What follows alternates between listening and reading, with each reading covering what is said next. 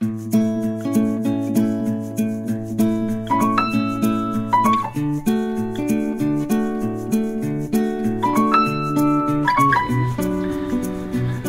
afternoon, everyone. Matt and Maria, Nomadic Native, back with you. Thanks for tuning in.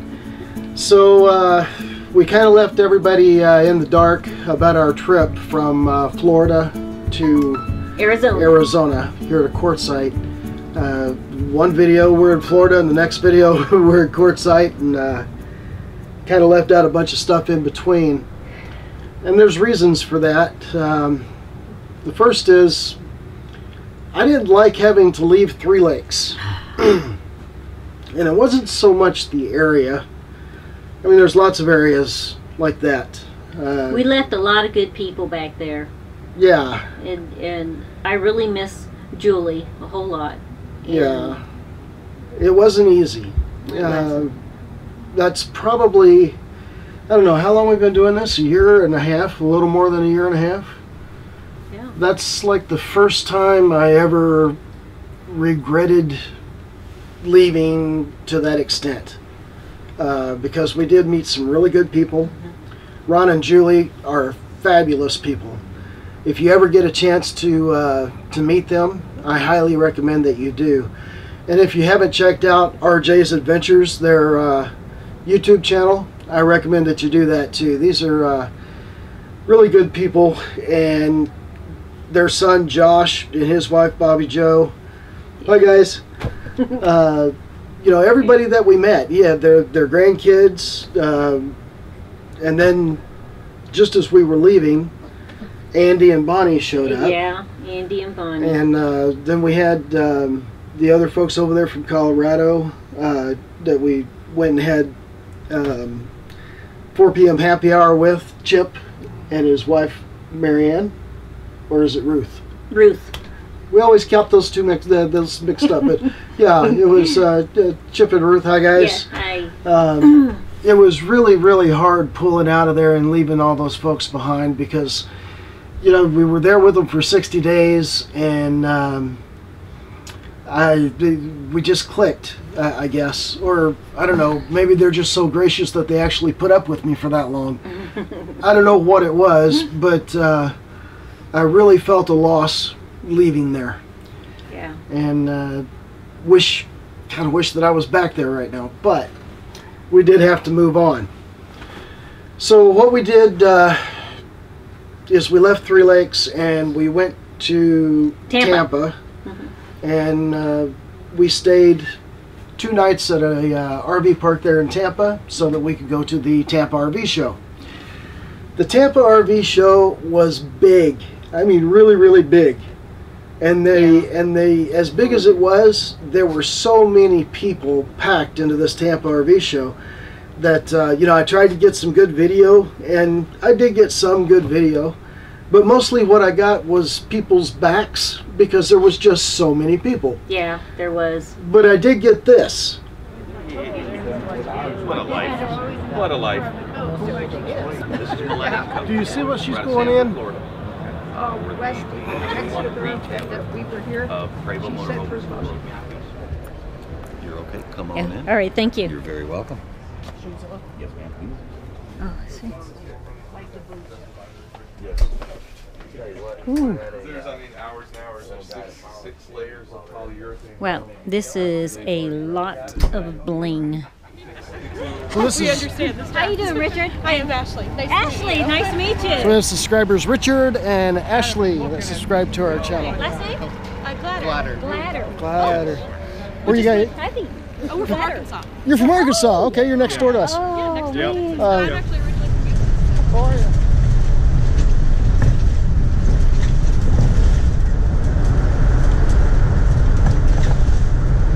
Just bouncing around.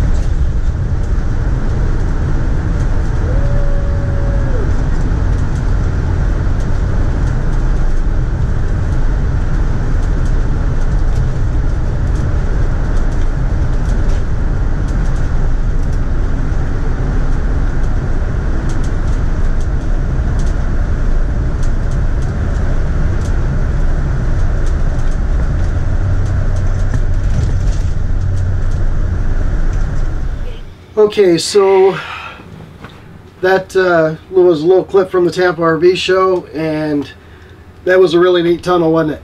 Especially at nighttime. That was really cool. So now we made it all the way to Texas, and you know, we drove pretty quick. It only took us 2 days to get there.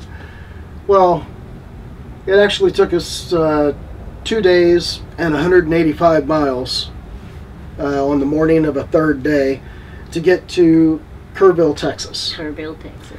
Yep. Now, you see, as soon as it's kind of odd because as soon as we crossed the border into Texas, we started taking rocks in the windshield. Oh my gosh, I can't believe it. Okay, and I'm going to take you outside real quick and show you that. So as soon as we entered the state of Texas on I-10, we started taking rocks to the windshield. This is the one that he fixed, that we had fixed in Kerrville, Texas, that you just saw on video, and it was easy to see. I mean, you can still see it a little bit. You know, these vertical windshields are not as easy to repair as a slanted car windshield, and they're a lot thicker, so I don't know, he explained all that to me, and it is what it is, I guess. Now that's the one that we saw. Yes. Is you can't manipulate the glass. A car windshield, you can push on it a little bit, and you can get it to open the crack up a little bit. Right. These little ones, no big deal. So the main part, you get this here all solid, it shouldn't go anywhere. Okay. So that just cleaned it up there, so the windshield wiper goes over it, it's nice and smooth. If I had seen the other one, I would have had him fix that also. But the other one hit us down here in the black. See it right there? And you can barely see the crack line going through the black. But once you get into the clear glass, it's pretty easy to see. And you can see that luckily it's turned back down and is coming back down instead of going, you know, straight up the glass way up to the top up there. Okay, so we got the windshield done in Kerrville, and now we're leaving Kerrville, and then the next thing happened. All of a sudden, the water pump stopped working, and it was unable to pressurize the lines. In the kitchen sink, we was just getting, you know, water, spurts of water and air. Yeah. And so went outside to check that. I think we were at a rest stop or something. Yeah, we were at a rest stop. After Kerrville and on I-10. And the water pump was running continuously because it couldn't pressurize the lines for some reason. There was a little bit of water, few drops underneath the strainer cup. So I figured it must be sucking air. So I took it off. No, we turned off the water pump and we made it to Camping World in El Paso. Yes. And I called ahead to make sure that they had a replacement water pump so I could buy one, and they did. So we hit El Paso at rush hour. And that was pretty torturous, going through El Paso on I-10 at rush hour. But we made it through there, and we made it to Camping World right before they closed. Yeah. Yeah, It was a good. We didn't think we was going to make it there for a minute.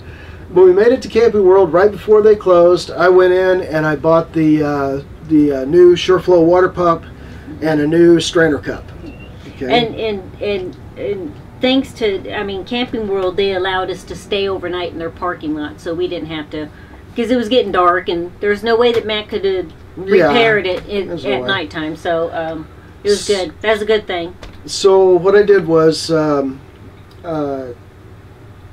didn't have everything that I needed to put the new pump on right there at the moment. So what I did is, while we were sitting there in the Camping World parking lot overnight, is I pulled our old pump and I opened it up to look at the valves.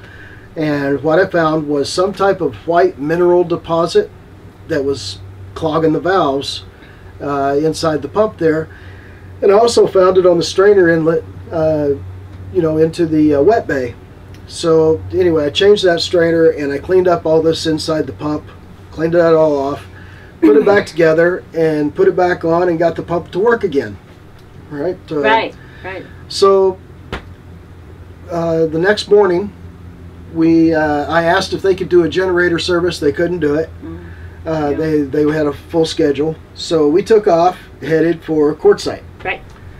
And when we got to Quartzsite, we got the generator serviced, and then we came out here on BLM land, and that's when I decided to go ahead and take the old pump off and put on the new pump, because it didn't seem like we were getting the same amount of pressure out of the old pump that we used to get. So I'm probably going to open it up and do some more cleaning on it or something and see if I can get it to work again, and then I'll keep it as a backup, or I'll use it and maybe use it to you know, when I'm pumping water from the barrels into the coach or something.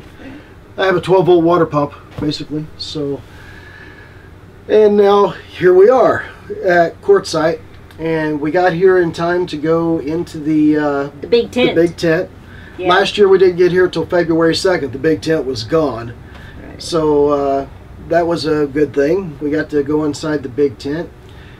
Then we found out that Less Junk, More Journey was going to have a meetup at the Quartzsite Town Park. And that was fun. That was a lot of fun. Yeah. We got to meet them. We got to meet Traveling Robert. Oh, and by the way, if you did want to see some good video from the Tampa RV show, I highly recommend that you check out Traveling Robert, his YouTube channel. He actually had a press pass at the Tampa show and was able to do some pretty good video.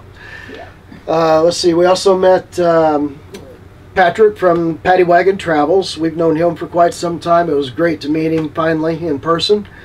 We also met Random Bits RV. He's former Navy, really nice guy. Anyway, we got to meet all those people. And we got to meet Less Junk, More Journey. We got to check out the inside of their Airstream. And we got to meet the star of the show, Hensley. And so now here we are, still on BLM here in Quartzsite. And I don't know when we're going to leave. Sometime in the near future, I suppose. Yep. And I think we're still going to be headed a little bit west, but we don't know that for sure yet either. So I guess that's about it for the update, guys. We really appreciate you watching our videos. If you haven't subscribed, we invite you to subscribe and follow along. If you have any questions or comments, please leave them in the comments below. Thanks again for watching the video. We'll see you soon. Bye.